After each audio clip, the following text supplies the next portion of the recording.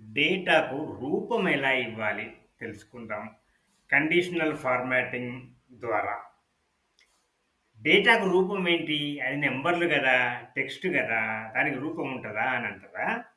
చూడంగానే మనకు అర్థం గావాలి. నంబర్‌లేంటి అని మనం పరిశీలన చేయాల్సిన అవసరం లేకుండా మనకు వెంటనే తెలవాలి. ఇది ఎక్కువ, ఇది తక్కువ అని. అదే రూపం.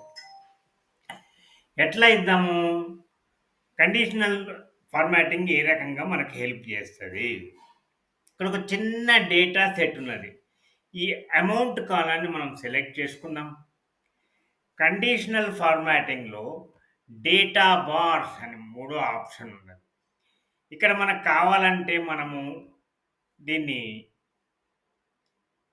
గ్రేడియంట్ ఫిల్ చేసుకోవచ్చు. సాలిడ్ ఫిల్ చేసుకోవచ్చు. మనం సాలిడ్ ఫిల్ చేసుకుందాం. చూసిర్రా? ప్రివ్యూ కనబడుతున్నది. చూడంగానే అర్థమవుతుందా లేదా? ఏది పెద్దది? 520 ఉన్నది పెద్దది. ఏది చిన్నది? 64 చాలా చిన్నది. చూడంగానే కనబడుతుంది మనకు. ఇదే రూపం. డేటా బార్స్ ద్వారా మనము రూపం ఇచ్చినామనమాట. ఈ రకంగా డేటా సెట్ ఎంత పెద్దదైనా కండిషనల్ ఫార్మాటింగ్ ద్వారా మనము విజువలైజేషన్ అంటే ఒక రూపం ఇచ్చి మనము ఈజీగా అనాలిసిస్ చేసుకోవచ్చు. అరే! ఇక్కడ 520 అయింది. ఏం కొన్నామబ్బా! అని మనం ఆలోచిస్తే రైస్ కొన్నాం ఆ రోజు 10 కేజీ. ఓహో! అందుకా అని మనకు అర్థమవుతది. బిజినెస్‌లో చాలా ఉపయోగపడుతది. ఈ విజువలైజేషన్ డేటా బార్స్.